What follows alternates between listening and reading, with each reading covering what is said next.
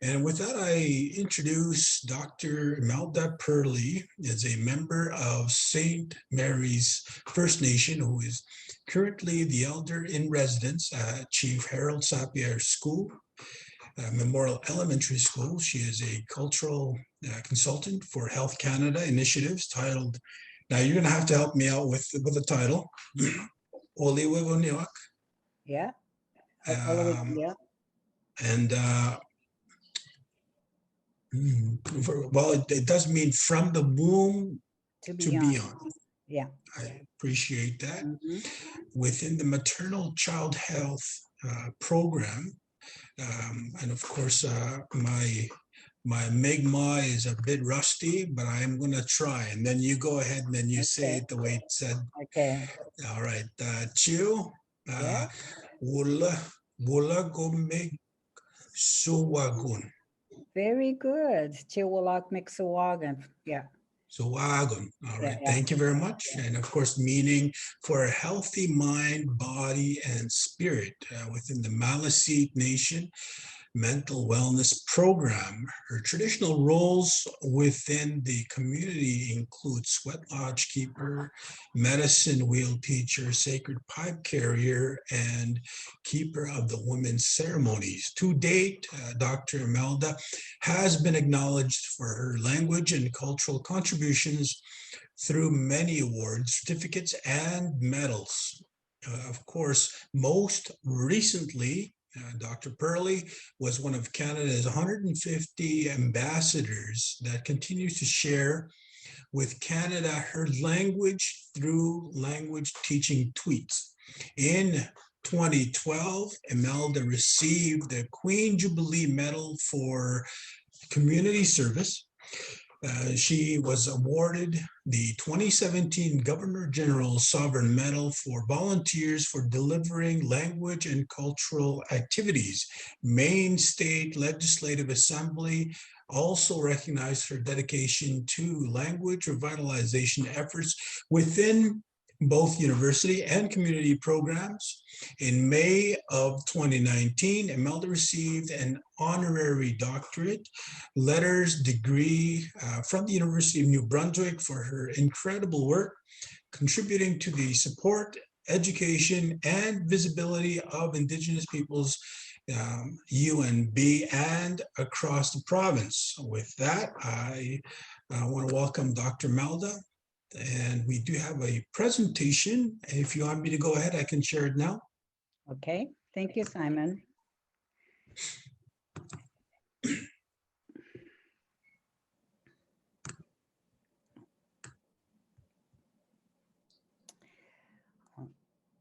Thank you. I just wanted to say a few things about Simon's introduction. From the Womb to Beyond is actually thinking about its 7-generation thinking program where I have the honor to be able to speak and sing and prepare the babies in the womb before they're even born to hear their language.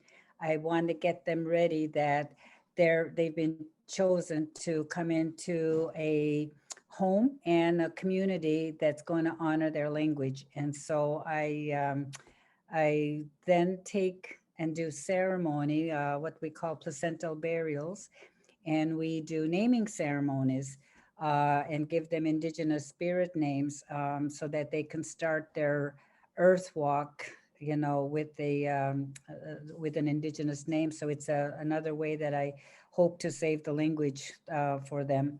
The mental wellness, Chiwalak Mixawagan, we have a word in our language, Majak Mix means you're always angry. You carry burdens on your shoulders and it shows in the actions. And so our program in all of the 7 communities here in New Brunswick, and actually it's now passed on to Mi'kmaq territory as well in the province.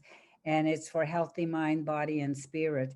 And it's just being able to take the 2-white-C and approach of doing Indigenous ways of healing our mental health services that are needed and how to promote Indigenous wellness through our ceremonial ways and of course our language. And so that's what the two are. Now, I know sometimes people wonder, why would you want to be an ambassador for Canada 150? Because as we know, we've been here longer than 150 years.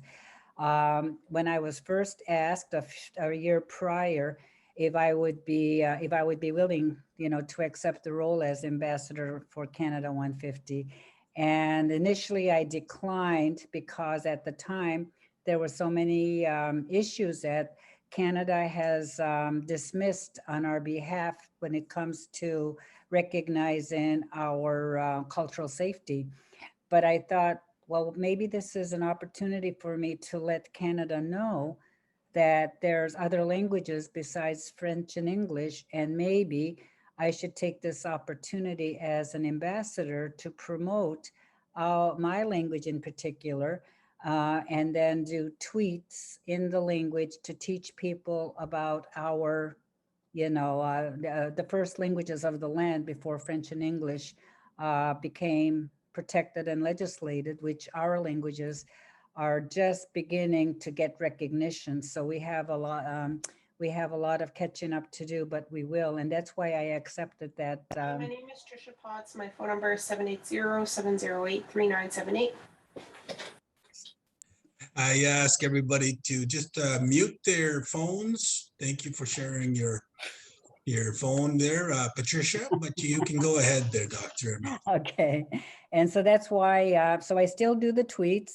Today I will be tweeting that I did just get my booster shot today. So I'm going to use my indigenous word for booster shot today to share with the world and stuff. So, and Askamil in my language means forever. So it's not just 150 years, it's forever, and stuff. So, and then 150. So it's beyond 150, before 150 and after 150.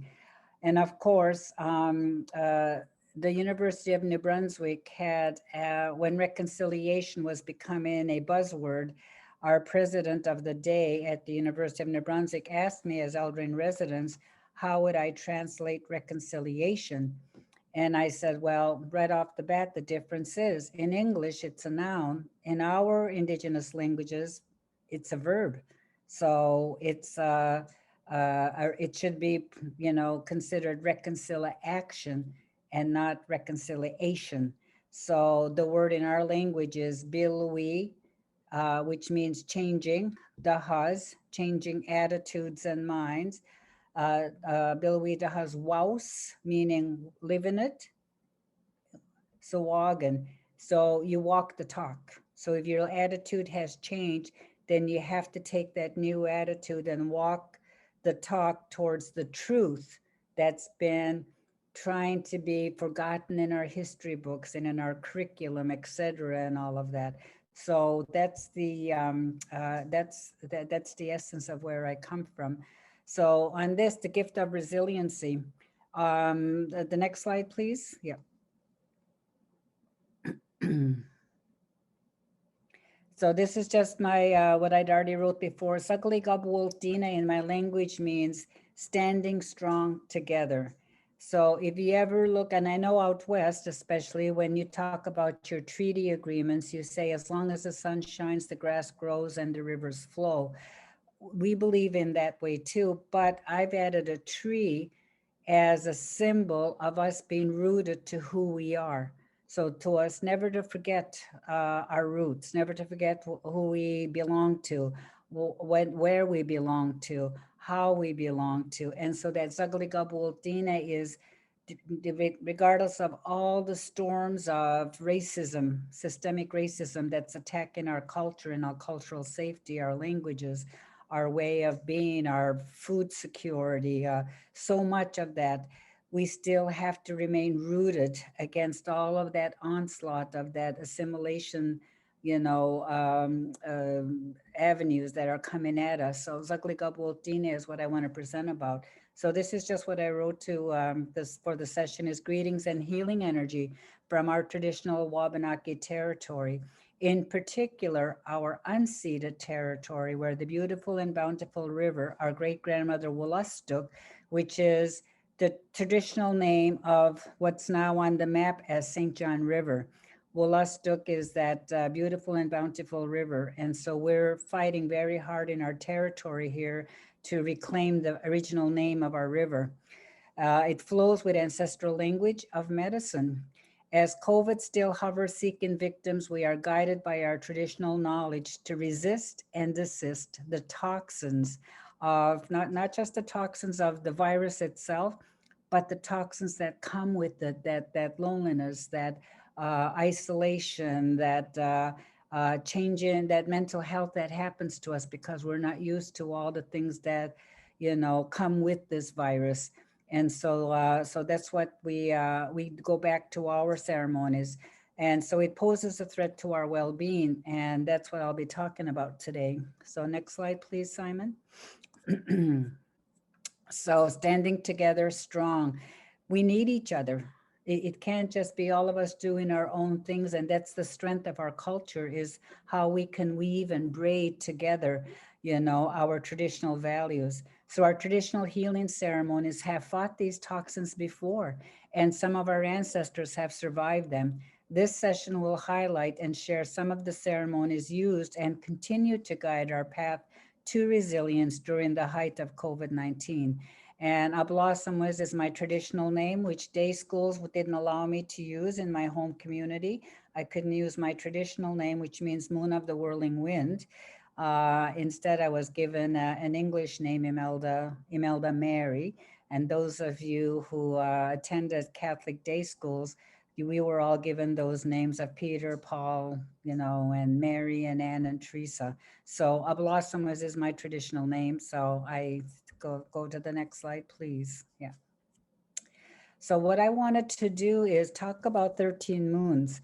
And so pre-COVID, I did a ceremony of coming up with 13 healing moon drums. And we did 13 drums that represent each of the moons that we were going to take to our communities and do different sessions, whether it was for babies, for elders, for parenting, for all of that. But we were going to take these drums to each of the communities. Then COVID hit, so it interrupted that flow. So I did take it to the Beaverbrook Art Gallery and did the display to introduce them before they went to the communities. So I'm going to be sharing those moons because this pandemic has lasted way over 13 moons. And so I just wanted to share a glimpse of how each moon helped us deal with what was going on around us. So Chigizos is what we call December. So for us, it's our first moon because we start our moon on solstice. And so the moons, the wolf that you see, we do a moon ceremony, and what we call a wolf ceremony. So so the great winter moon teaches us to ask for the medicine of forgiveness through a wolf ceremony from all of creation. Before our new year arrives, we ask forgiveness from our relations to leave behind all our resentments. So it's almost like a new moon ceremony where we go by the water and we make offerings, and we tell the new moon that's coming that we're going to leave our burdens behind that we carried from this moon, so that we don't carry those burdens on to the next moon. What a wolf ceremony does is we usually do it around solstice, and we'll have our sacred fire. And so what our elders tell stories about years ago is they used to go door to door, and they would say, please forgive me if I've said words that offended you or actions that hurt your feelings. And forgive me for those that if I've done this past year, so that when the new year comes, we don't carry those burdens into the new year. So they would go door to door, and at the last house is where they would have the feast. So everybody would forgive each other. And so that used to happen many years ago. So we do that now as well. And we do it, especially at our school now, we're teaching our children how to forgive, how to go beyond, I'm sorry. We're teaching them how to adopt actions that really showcase how beautiful forgiveness looks like. And it's not just forgiving each other, it's also forgiving yourself for, hurting somebody else, but also asking our Earth Mother forgiveness for the litter we put on her, asking our rivers, sorry that you're polluted. We should have been more careful. And so it's just taking that responsibility of healing so that when pandemic is here, we think about immediately just that pandemic, just that toxin. But there's other toxins that we have to worry about that's going to cause more illnesses to happen. So this is why we do this ceremony, is to ask for forgiveness. And so that's one of the ceremonies we do in December. And next one, please, Simon. A blossom was, which is, as you recognize, that's my traditional name, which means moon of the whirling wind. It teaches us the medicine of peaceful thinking and peaceful relationships among all our relations. Spirit Bear models this medicine during hibernation to revive the gift of introspection, looking inside ourselves, and the power of dreams. Our Earth Mother rests during our winter moon for renewal as traditional healing stories circulate among our sacred home fires. And so again, we use a lot of bear medicine. I actually have, I actually keep it at our school as well. And what I'll do is I'll take it around to the classrooms and I'll ask the students who's not feeling that good today. I have bear medicine here to give you that stamina that you need to be able to make it through the day. And it's so cute seeing these little young ones coming up to me and saying, can I have some of that bear medicine? I really need it. So getting our young people used to that medicine as opposed to, can I have a, Band-Aid or something like that. But it's so awesome to see them embrace the bear medicine as well. And so we use, and then of course the storytelling, and so I'm a linguist by trade. And for many, many years, and I still do, I still translate government documents, and I'm the go-to translator. And for many years, I was translating for our schools English stories and translating them into our language. And then I realized we're not even telling our own stories. We're taking English stories and we're translating them into our language. So we're not really teaching our children the language, we're teaching them other cultures' stories in our language. So I decided that we needed to start bringing our own stories to life. And so I'm working on apps and, we've had lots of books that we've written in the language that we're beginning to bring. Right now I'm working on um, uh, what they call born to read books. And every time a woman gives birth at the hospital, they get this little package of born to read books, which are in English. But of course, they asked me to translate them. But I said I'd rather tell our own stories. So I'm writing stories about our own traditions for babies in my language to be gifted to mothers and then translated to English and French. So it's kind of a reversal of that. So I'm renewing those stories, and that's what the winter moon teaches us. It's let's revive those stories that we were brought into, from, and into. Okay, next one, please. Yeah. Biadganiswigizos is when the spruce tips fall. Moon of the spruce tips falling teaches us the medicine of conducting midwinter ceremonies to remember those who went before us and those yet to be born. Healing songs are shared with all of creation. So we make sure that we go outside and we give gratitude, for those standing ones, that withstand the storms. And so we do our midwinter ceremonies. We eat for bear while bear is hibernating, and we make sure that bear has the dreams to teach us how to be, strong like bear, and how to rest like bear, how to heal with all of bear medicine. One of the things that, as I said before, with From the Womb to Beyond, I'm also the one called on to do a letting go ceremony before our elders or anybody that passes away, and I go do a ceremony.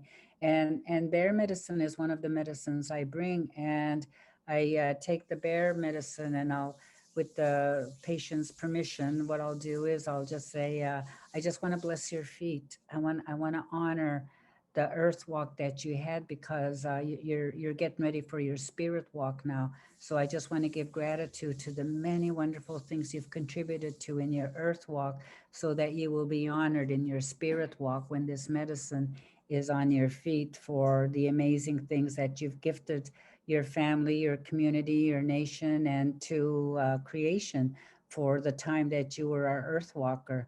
And so, so those are the things that we're trying to get hospitals now to make sure that we have our own palliative unit where we can do our ceremonial things to give honor to those of our communities that can leave in a traditional way. And so we're trying to add to the policies that are already in place and to do that. So we lots of songs. We've got children that are singing our songs now, and new songs that are coming.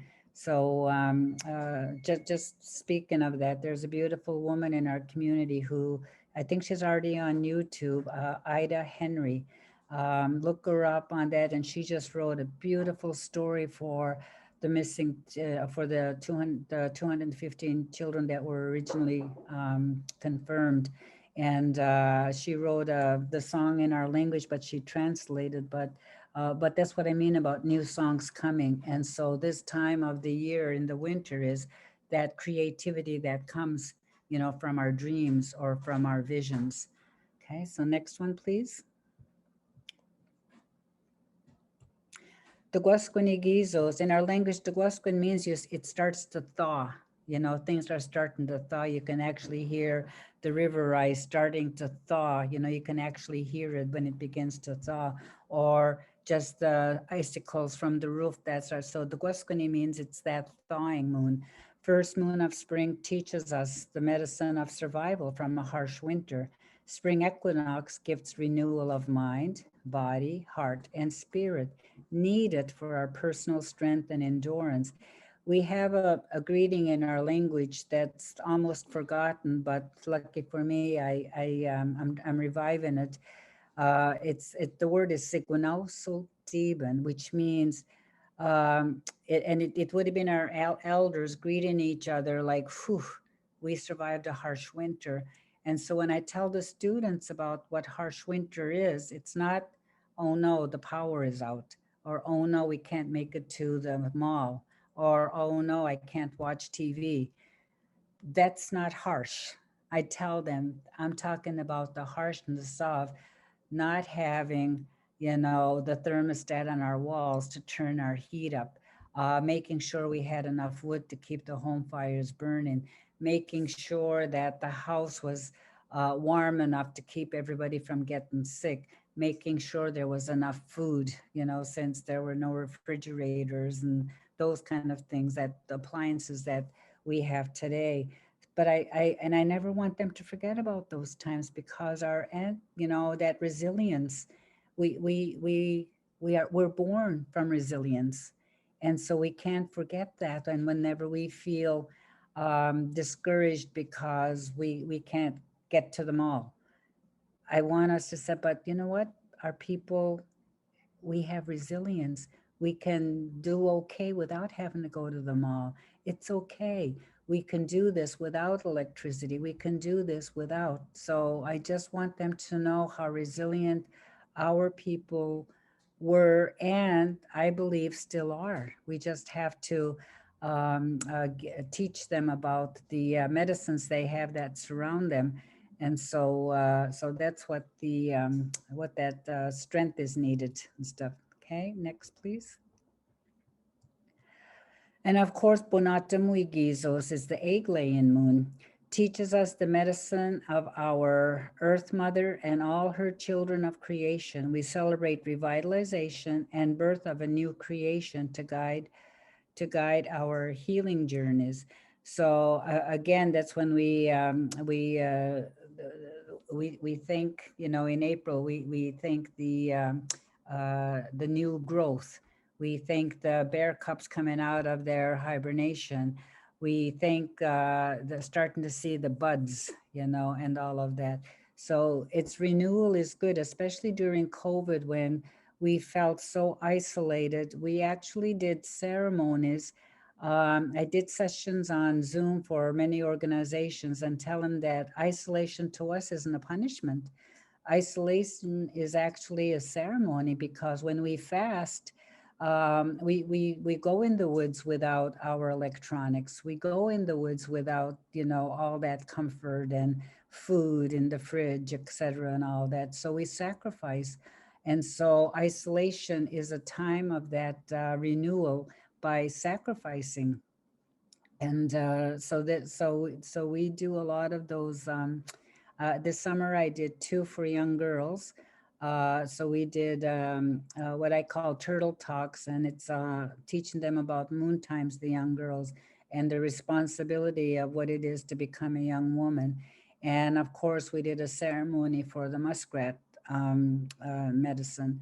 So these are renewal ways, or ways of renewal. Okay, next. Zignemegwigizos, Gasparo, Moon teaches us the medicine of interdependence for all survival. Our knowledge keepers teach us to carry our gift of language for 7 generations.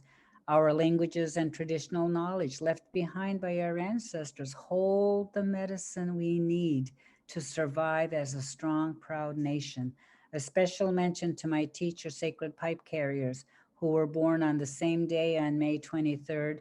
Beloved and missed Elder Samagwan, my elder. He made it to 94, and he was our medicine man, and I was lucky enough to be his apprentice. Matter of fact, today, when I mentioned the grade 6 students going to pick our gilhuswask or muskrat root, we went annually, and the elder that I talk about, Elder Charles Solomon, his spirit name was Zamagwan. And I remember being with him on the last day that he picked the medicine, and he asked to sit down. So I put the bucket over, and he sat down, and I recognized the tears.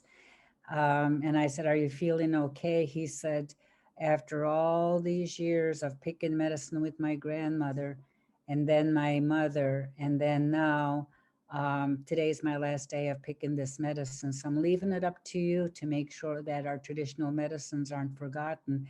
And so today I actually got emotional in the grade 6 class, telling the students how proud I was of them for picking the medicine that's so sacred to our people, and to remind them that imagine a time when we didn't have to buy our medicines. And I says, where you're going today to pick the medicine, that's our drugstore, and it doesn't have hours, 9 to 5 or whatever for closing and opening. We just had a season of when it was right to pick our medicine, but we always had to leave some behind for the muskrat as well, and not pick it all for ourselves. So when we went to get medicine, it wasn't just to relieve a pain. Like today's people seem to think that if I take this pill, it's going to take this away. If I take this pill, it'll prevent this. If I take this pill. So we're constantly dependent on something totally different that naturally we would be able to get from our Earth Mother in each season. And that's why these 13 moon teachings are so important, because every moon has medicine for us. Every moon has a ceremony for us. My other elder, Sagate, Elder Gwen Bear, she's the one that took me to my fasting. And because I wasn't aware of the fasting, so we went to Garden River, in Ontario, to to do fasting there. And I was so excited to bring that ceremony back to our territory that we've been doing fasting here annually now for since 1994. And so so I give her gratitude. She's now in the spirit world as well.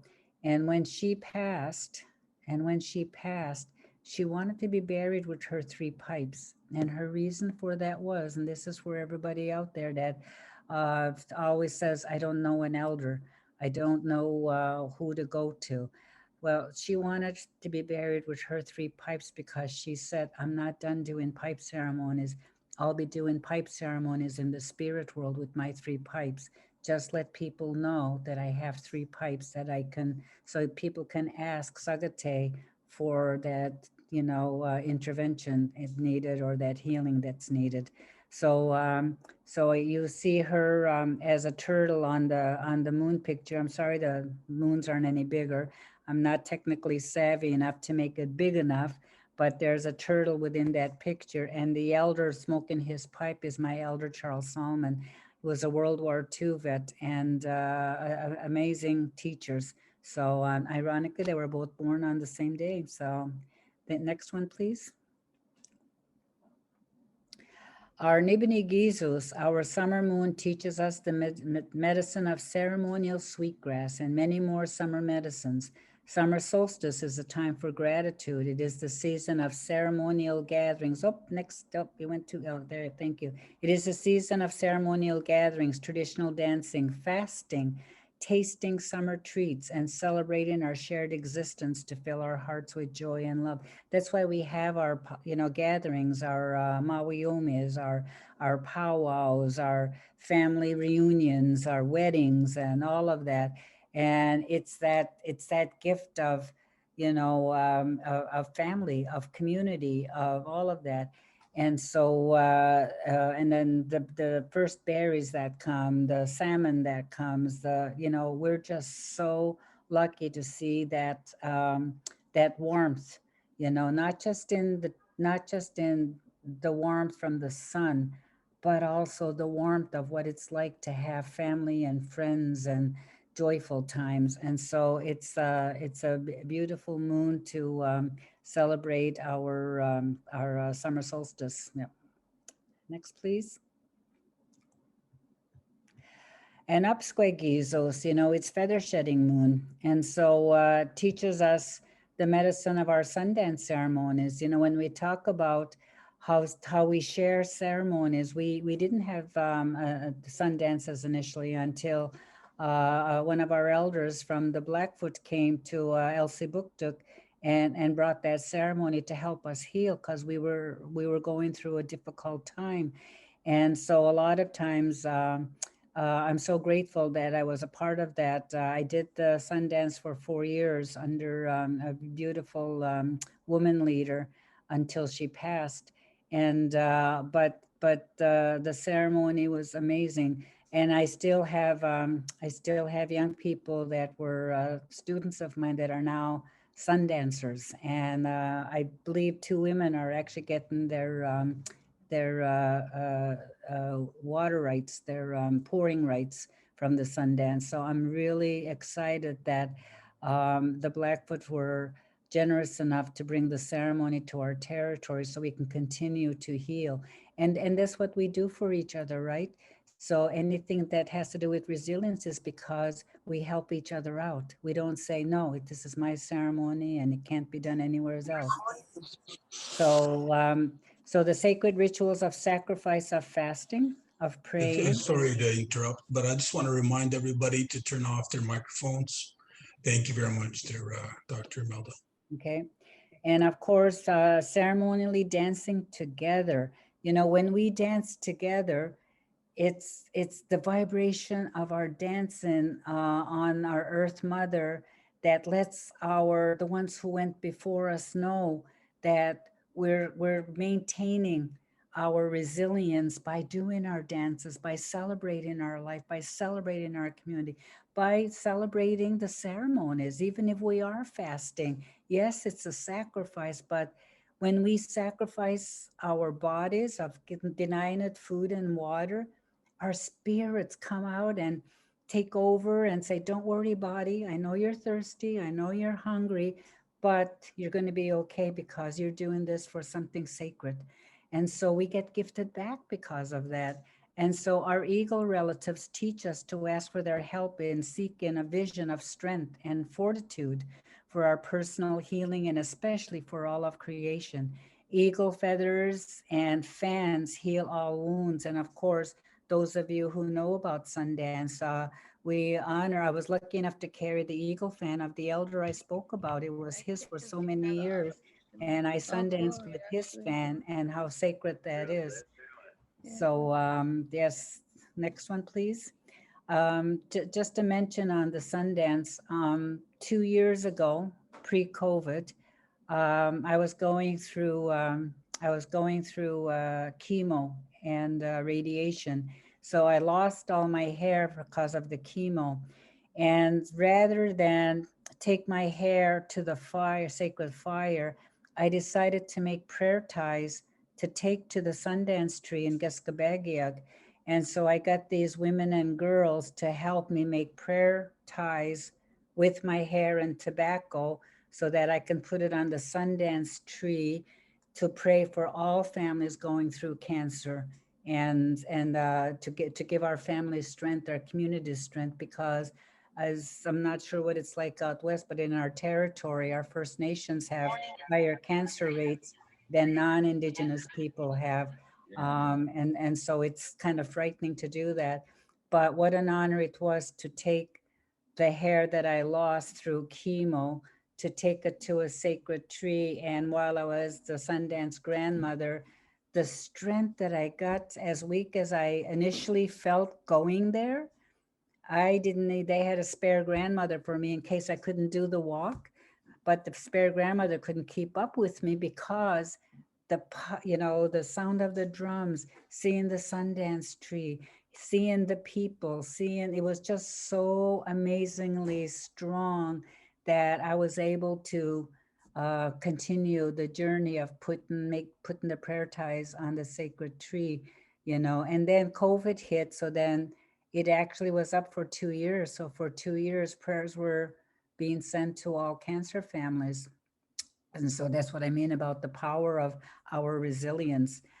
On this next moon, Gubwachi Gizos, moon of the fallen leaves, teaches us the medicine of our forest. The standing ones, which we're also standing ones, keep in mind, teach us about interdependence. Our forest provides more than shelter, food, shade, and medicinal properties. Our forest also provides spiritual healing. Our birch tree, for example, requests our burdens in order to heal our heavy hearts, hungry spirits, and overburdened minds. Our forests are full of healing guides awaiting our trust in their healing energies. So you see all the on the drum, you see the picture of the people going to the trees. The elder that I talk about, Elder Charles, used to tell us that sometimes when people can't talk to another human because they're ashamed of how they're feeling. So he said, you go to the birch tree and you go to that birch tree at eye level and you just peel away the bark. You don't have to take the bark away. You peel away the bark and you ask that tree to accept your burden. Can't take them all at once, but at least the heaviest burden you're carrying, and you put the bark back, you walk away after your offering, and you let go of that burden.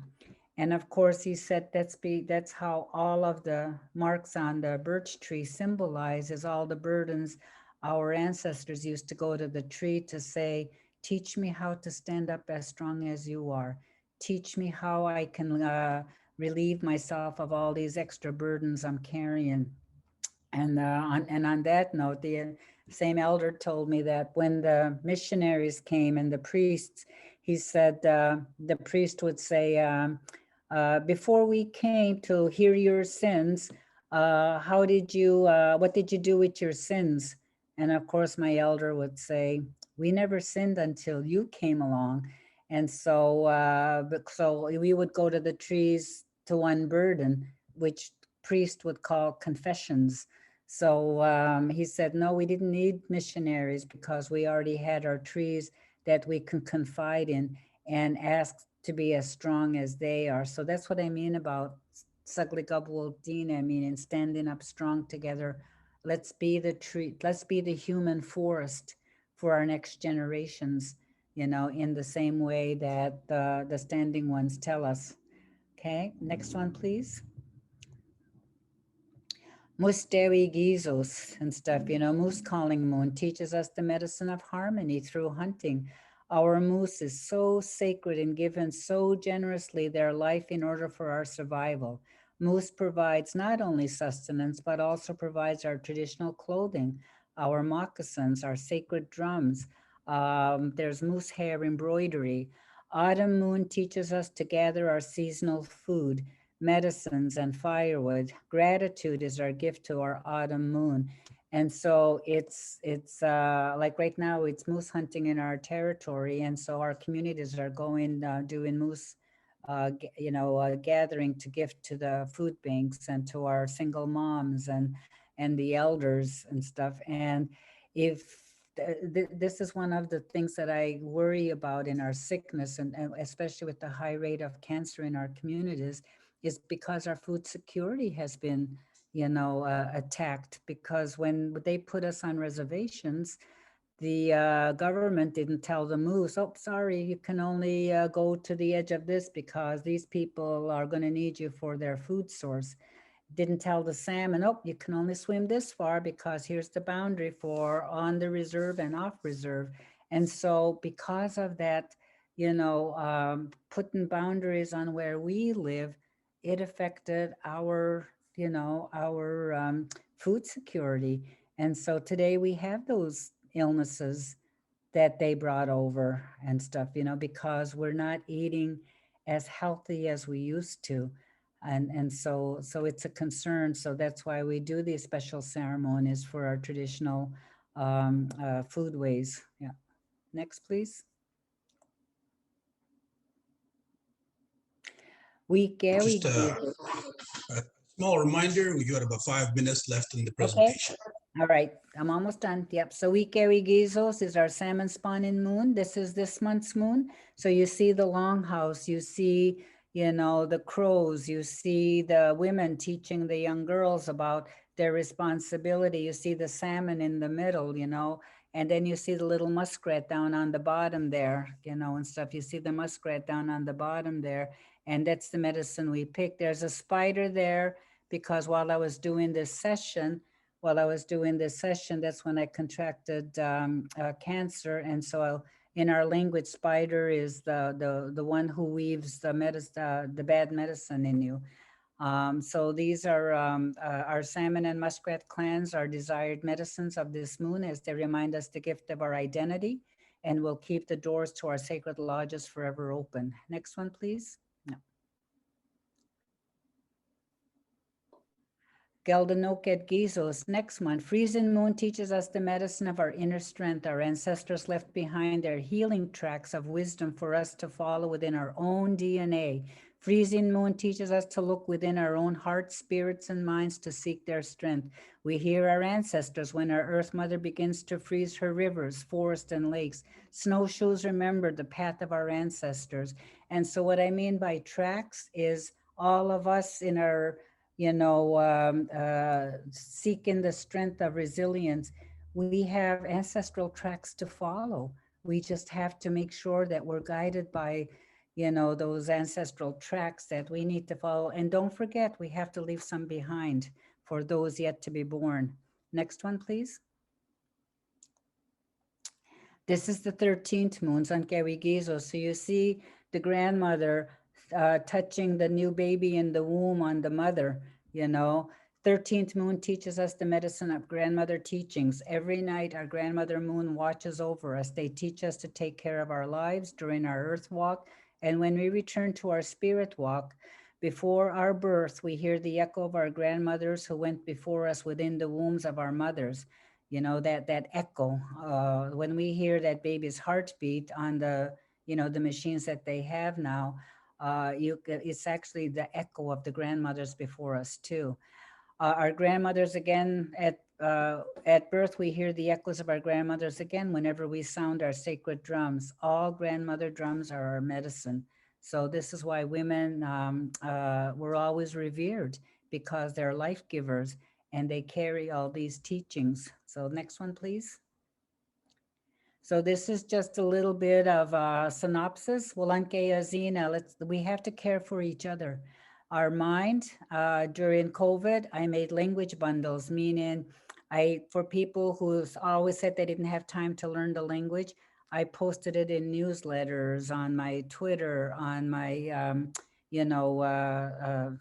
Facebook. I don't do Facebook, but I sent it to Facebook pagers and asked them to take these language bundles to give people a chance to learn about the language, how to talk about COVID in the language.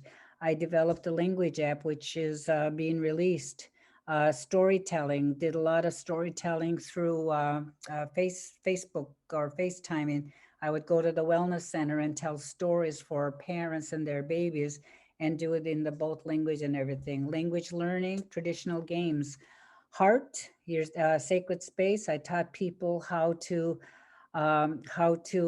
make sacred space within their own home while they were being isolated. How to put colors, pretend they're in fasting. How to do water ceremonies, to put just a wooden bowl every morning, fill it up. And when you were feeling sad, you hold that wooden bowl and be reminded of being strong like that tree, but also to say, take my emotions today, and at night, give it to our grandmother moon.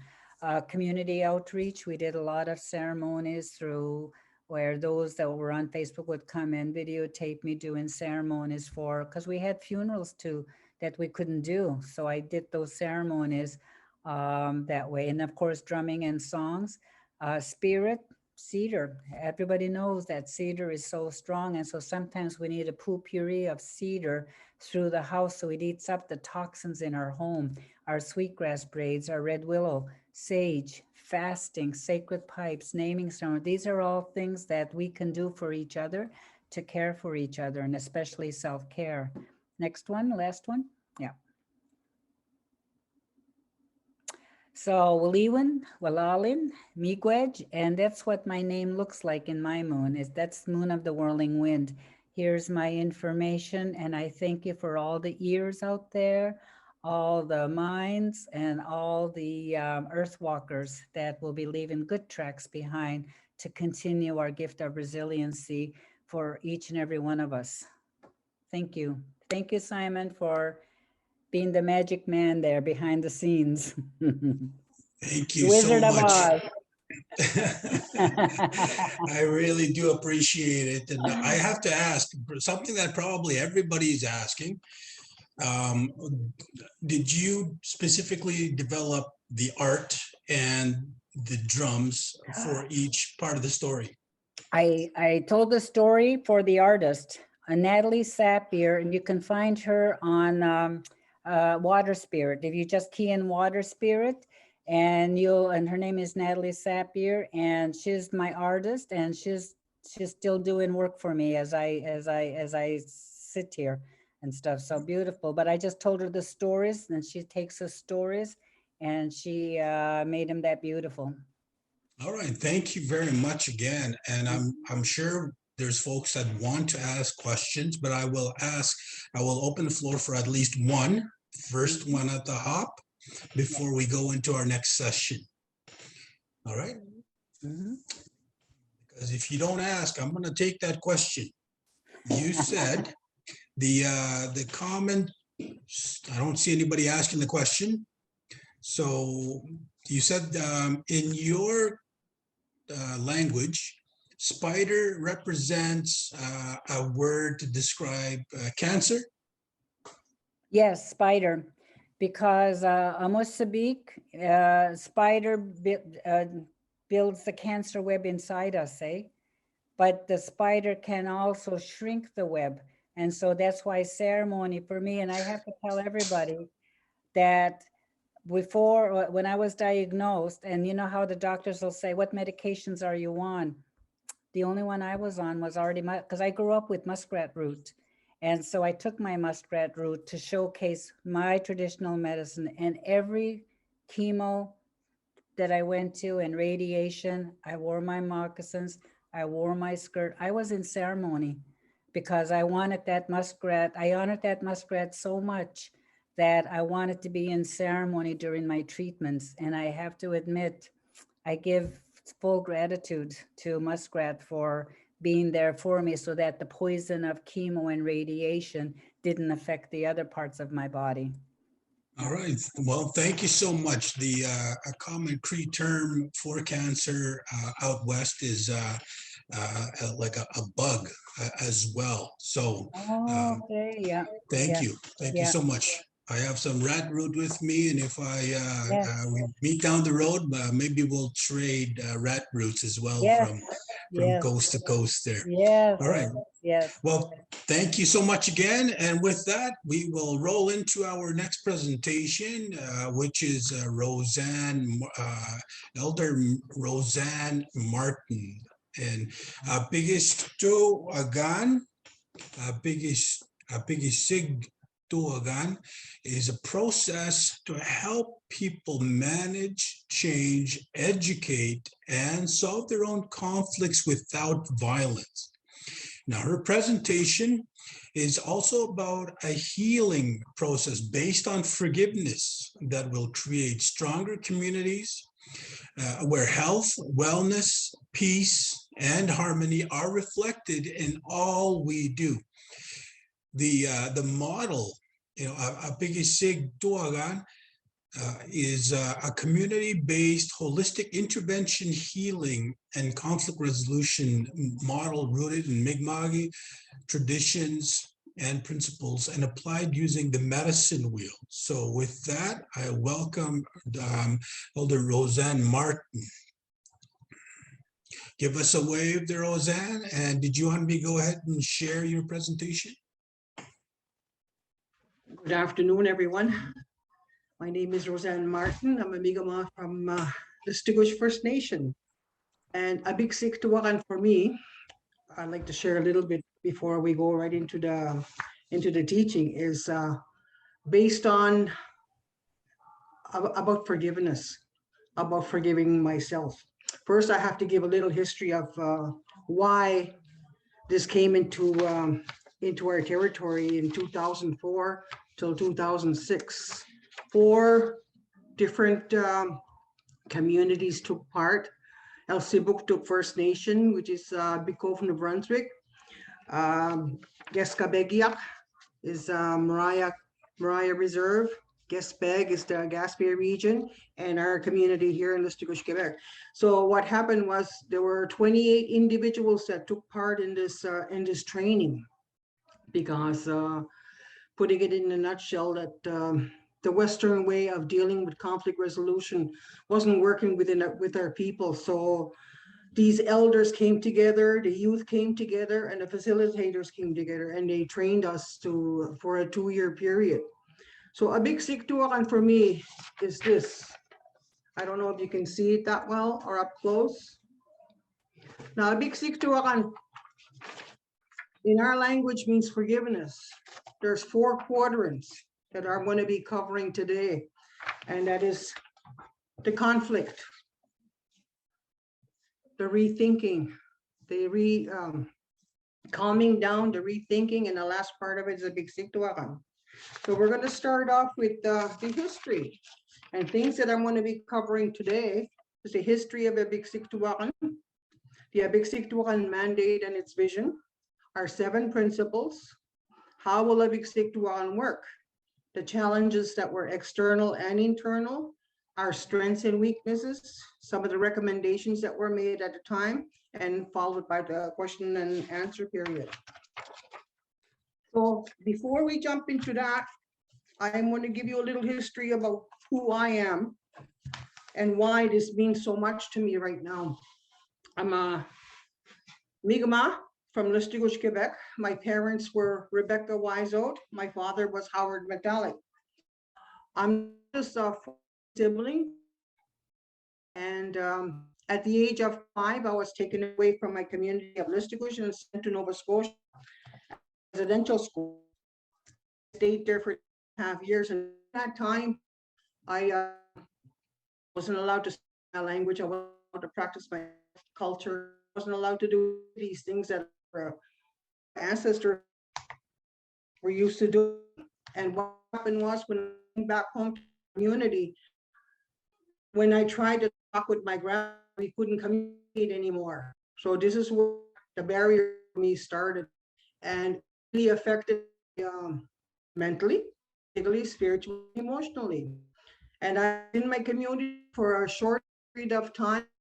I was sent away. I was sent to a Gaspe Coast. Over there, I wasn't allowed to speak English. I had to, if I wanted anything, I had to learn it in French. So third language came into effect. So by the time I left Gaspe, I had been there for 9 years. I came back to my community. I spoke French and a little bit of English, but no Mi'kmaq. So coming back to my community at the age of 19, I was a time bomb. That's how I can literally describe it. I was a walking time bomb, and the first person that latched on to me at that time became my prisoner for 5 years. And I called him my prisoner because I put that man through hell. We had 2 children, and as a result, things didn't work out during that 5-year period. He killed another human being, and I called a divorce with my marriage, and I move on. So I took on another partner for 11 years until 1987. So during all this time, I did a lot of drinking, a lot of drugs, a lot of abuse to my body, because I didn't understand why I was the way I was. And today we understand what the residential schools have done to a lot of our people. We see the intergenerational trauma, and I see the 3 generations happening within my community and within my family. And it hurts. So this is why Abig Siktuan means so much to me, because it's part of that healing process that I had to go through first. At the age of 39, I had already received the last rites 5 times. And during that time there, I realized I had to stop playing God, and I needed help somewhere. So I started reaching out. Now my sister has passed on now since last December. She passed away from cancer. And she had been following a program. And from there, we wind up, she started taking me under her wing and bringing me to AA meetings. I had to learn about myself. So this is where Abig Siktuakan comes in. I had to learn how to forgive myself, but I was so full of anger and animosity. I blamed people, places, and things rather than taking responsibility. I didn't know about that. But when I went to the Rising Sun, this is where I learned about healing. This is where I learned what Imelda had been talking about earlier about the sacred medicines and the ceremonies and the teachings and all this. And I was like a duck to water, everything fit in. So I understood. So this is where the vision came for me. Abig Siktuakan is a process to help people manage, change, educate, and solve their own conflicts without violence. It is also a healing process based on healing, based on forgiveness that will, first of all, create stronger communities where health, wellness, peace, and harmony are reflected in all that we do. So when the elders came together, we met in each other's communities. And what we did was, they're the ones that developed Abig Siktuakan from the ground up to where it is today. And this is where even the youth took part, the next generation took part, the elders took part, the ceremonies took part. So it was all built from scratch. And that became our vision. Next. The impact of colonialism, the background of it. The Abig Siktuakan model was first introduced in 2004 in Elsipogtog, New Brunswick, with the understanding that an imposition of foreign values and institutions displaced our Mi'kmaq values, relationships, and the Mi'kmaq way of doing things. So from 2004, Jessica Hill and Dumayang came to our territory here and gave us the foundation, gave us the vision, gave us the eagle vision to be able to start our journey on forgiveness. Next. Now we know the effects of colonization, not being allowed to speak the language. Our children were removed from their communities via the 60s scoop, residential schools, many losses of culture, spirituality, and a lot of it caused a lot of people to be incarcerated, our men and women, and sometimes our youth. So we know the Western way hasn't worked for us. We've known that for a long, long time. So where I want to be going with this right now is, like I told my story and all that, and studies have shown that the Western way of dealing with our people has resulted in more chaos. There's more people that are incarcerated today than ever, and resulting with our people looking for answers within their own culture. Like I had said previously, when I started learning about spirituality and the sweat lodges and the ceremonies and all that, to me, everything started to fit in. For many, many years, I resented the Catholic Church. I resented the priests. I resented the nuns. And I had to deal with that because I carried so much anger. And I didn't want to pass this on to my children, but unfortunately I did. And when I had them, when they became teenagers and all that, I gave them the option of, you can go to the Catholic Church if you want, or you can follow what I've been doing all this time. And I didn't force them to go to church and all that, although my son would say differently today. So like I said, it took my journey for me to wake up at the age of 39 and 40. And from there, this is where I started learning about myself. Next. So the Abik-Siktuaran model is a community-based holistic intervention healing and conflict resolution model rooted in the Mi'kmaq traditions and principles and applied using the medicine wheel. So in our model, how will Abik-Siktuaran work? Well, we're ahead of the game here. I'm just getting thrown off. We have 7 principles that we follow, and one of them, the very first one, is called Abik-Siktuaran, which means forgiveness, and in French, pardonner. The second one is welcoming, and it's called Epchilasi, welcoming. I forget how you say it in French. I don't have the French one up front. We also have the other principle. It's called Miwadamek. Miwadamek is gratitude, having gratitude for life. Eklamsadamanech is believing. Melkidasultinech is courage. Aboron Madoltinech is helping. And Biliwiyankidasing is thinking differently. So with these seven teachings here, these are the feathers I made. This is the mandala that I produced as a result of the training that I had. And each eagle feather represents those 7 principles that I just spoke about. So this mandala here has traveled across Canada already. It's traveled in corrections, Justice Ontario. And when I worked in the prison systems, this is the model that we followed and all that. Next. So what is Abik-Siktuaran? Once again, it's a community-based holistic intervention healing and conflict resolution model totally rooted in Mi'kmaq traditions, principles, and applied using the medicine wheel. Now with the medicine wheel, we have 4, next. We have the 4 directions. So once again, the question is, how will Abik-Siktuaran work? So with the help of elders and leaders, we will reclaim and restore the process of Abik-Siktuaran over all things related to justice in all our communities within 10 years. Now this was made in 2004, 2006. We've implemented the Abik-Siktuaran model here, but unfortunately, I myself had to move back to Ontario, where I worked in Ottawa, and I was away for many, many years. So when I moved back to my community, the process was already going through Families First and different programs within the community. So it is recognized and respected in our communities, but it hasn't traveled across Canada as we would have thought it would be doing by now. And this model of Abik-Siktuaran will be implemented by trained facilitators and endorsed by leadership, ensuring sustainability and continued growth through recruitment and training. The mandala represents the 4 directions that our Gesgapegewagi follows, which is the east, the south, the west, and the north. Next.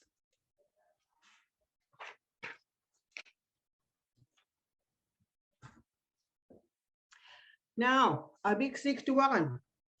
On the medicine wheel, when I showed you the mandala earlier, that we have the conflict.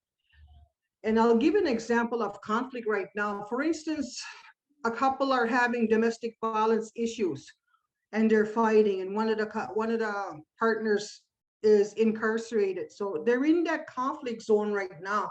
So when a person is going through that conflict conflict period, they have a hard time of thinking. They're angry, they're frustrated, they blame people, places, and things rather than take responsibility for their own stuff. So let's just say they've been sitting in jail for about 6 months now. They're going to enter the other stage of the conflict there, which in our language, we would call it Oblamadultim.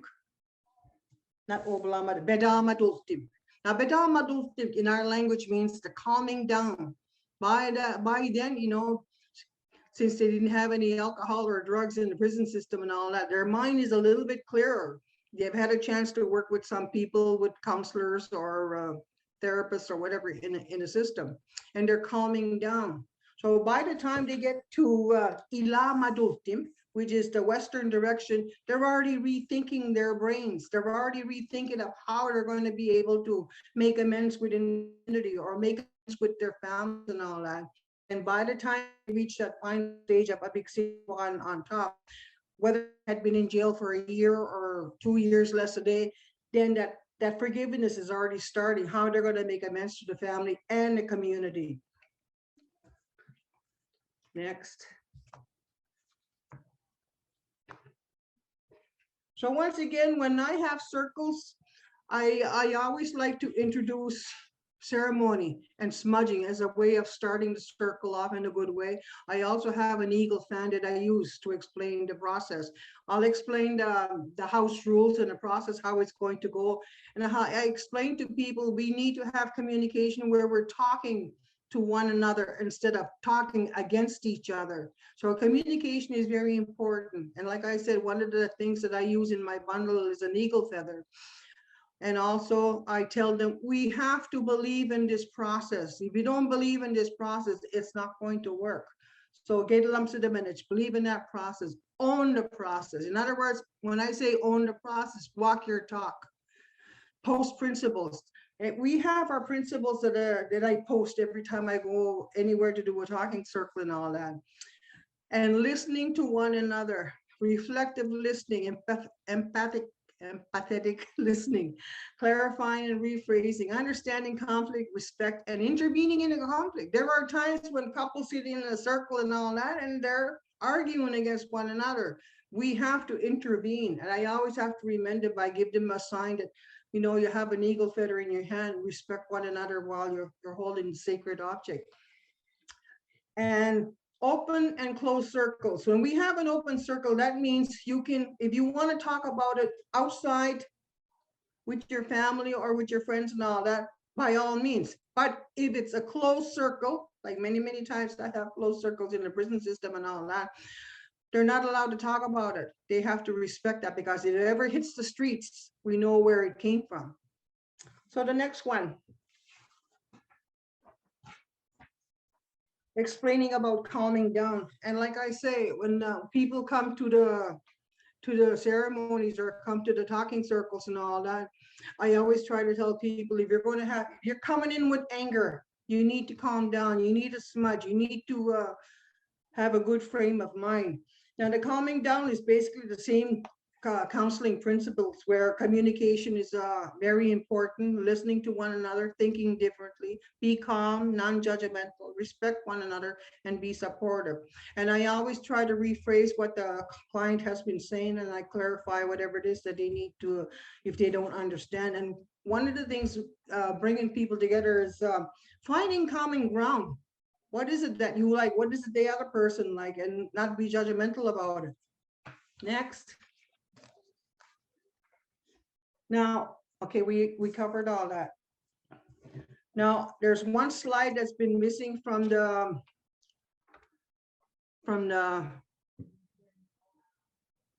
this PowerPoint, and it's Ilama Dultim. Ilama Dultim is a third phase, the quadrant, and that's about, this is where they started looking at their options of whether they should, how are they going to make amends to their partners or their wives or their girlfriends or whatever. And so they start working with elders, they start working with, if they need a psychologist or psychiatrist, by all means, work within that, within your program and all that, whether it's AA meetings, NA meetings, GA meetings, whatever it is that you need at that time to deal with your conflict and all that.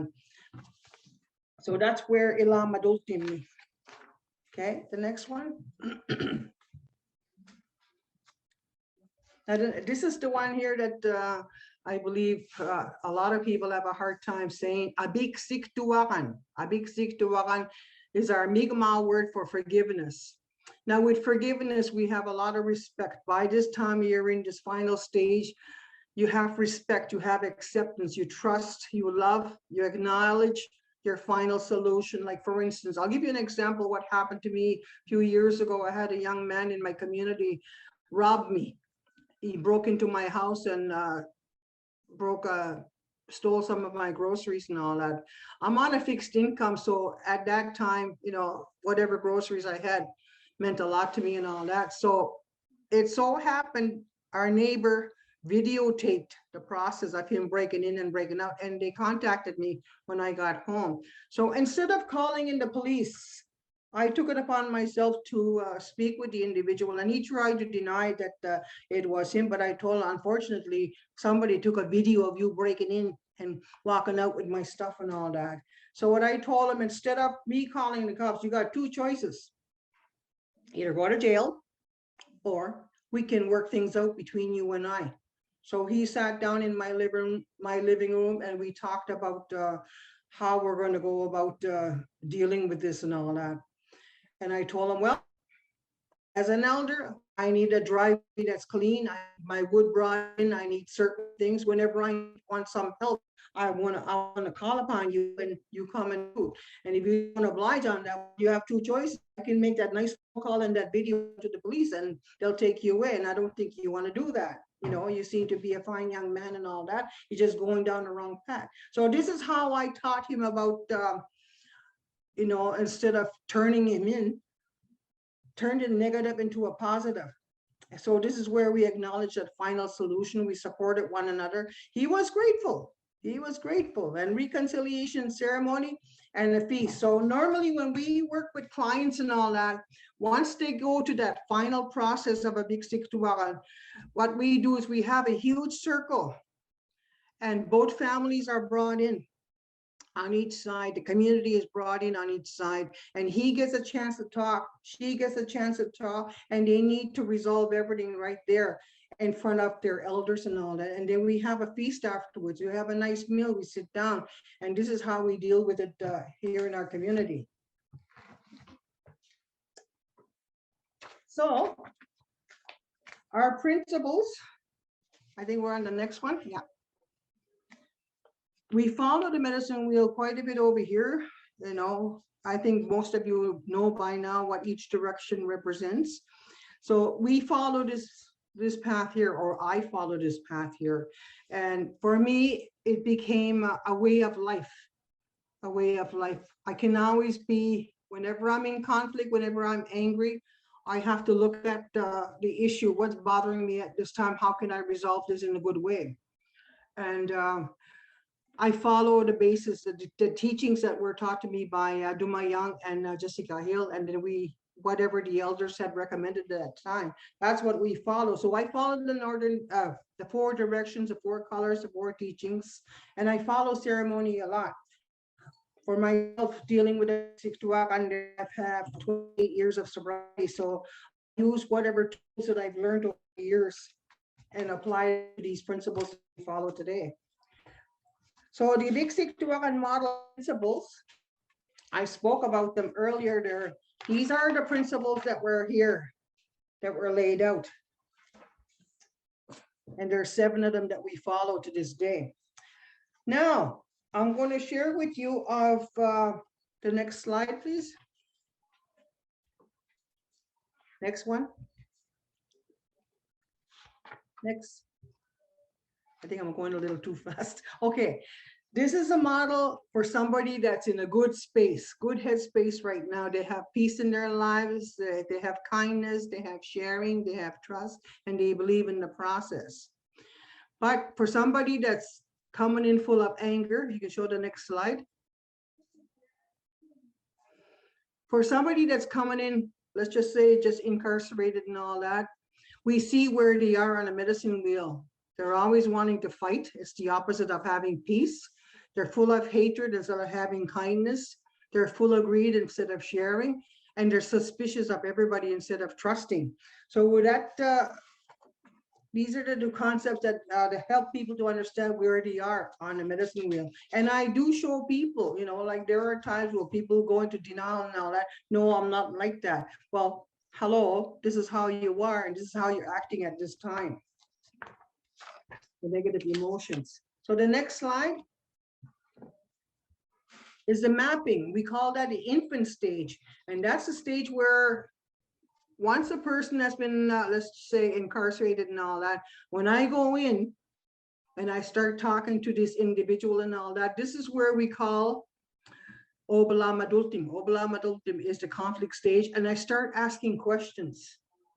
You know, they have their smudge, they have their ceremony and all that. Then after that, I sit down with them and then we start talking. Well, what happened? What happened? What happened to you to make you land in prison and all that? And of course, they're going to say, well, it's all her fault. They're going to blame everybody else. But then I have to turn it around and make them see that it was their conflict that caused them to be where they are today. And many times I'm a little sarcastic when I tell them, you're not in here because of your good looks. You're in here because you did something wrong. So that's where you are. So that mapping stage, there's a process that we follow. There's a process that we follow. The next one. And as you can see there, bedamalting is what I had been explaining earlier. You know, they're reflecting now what they did wrong, the calming down. And that's called the youth stage. And as we progress on the medicine wheel and all that, they get into the adult stage where they're coming to terms of how they're going to be able to ask for forgiveness as a final stage. But they're thinking, you know, how, you know, I've been working with psychiatrists, I've been working with psychologists, I've been working with elders, I've been going to ceremonies and all that. I think I am ready to come back into society and all that. So by the time they get to that elder stage where it's part of forgiveness and all that, they have followed that process. But all it takes is a split second for a person to be back in the conflict stage. Because if you haven't done your healing, you're still stuck and you need to start all over again. So it's a process that continues. It doesn't just stop there, it continues. So a big stick to work on decolonization analysis using the medicine wheel framework. So this is the process that we follow today.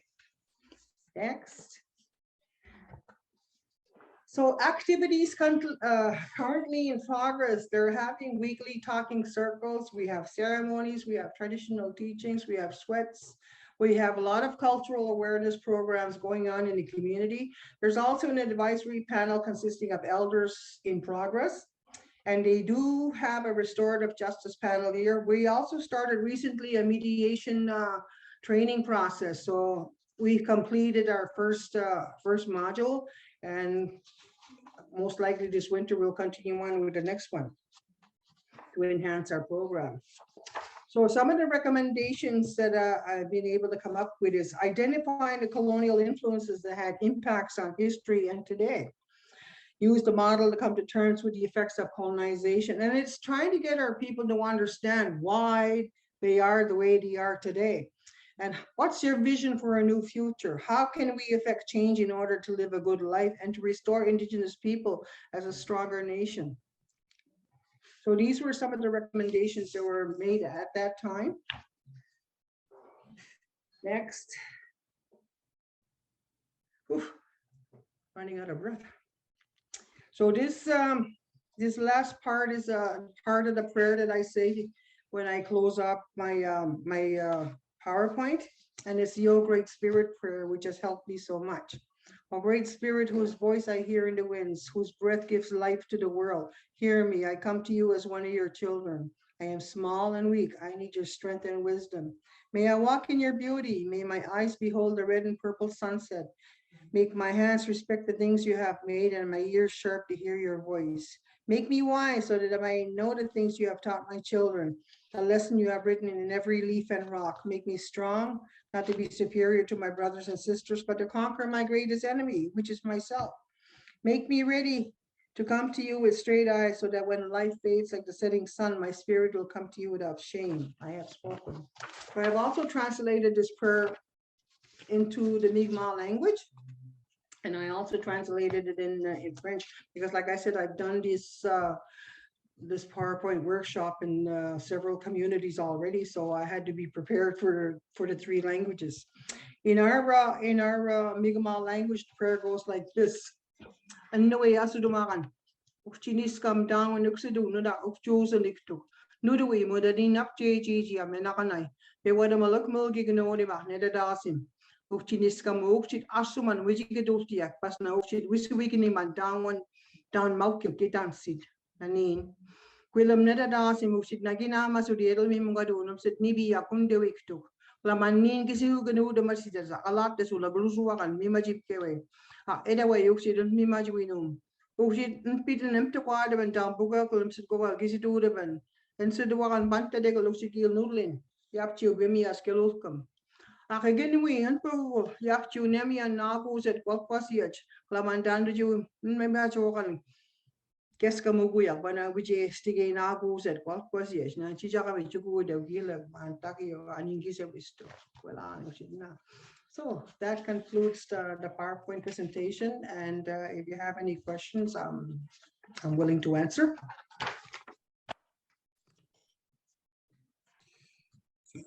Thank you very much, Roseanne Martin. It's very appreciated. And in this day and age, I think there's way too many people that are using a colonial justice system. And I think there's a lot of people that have forgotten that there were ways before any, justice system was introduced to our people. So at this time, I really do want to open it up to anybody that has any questions or additional comments.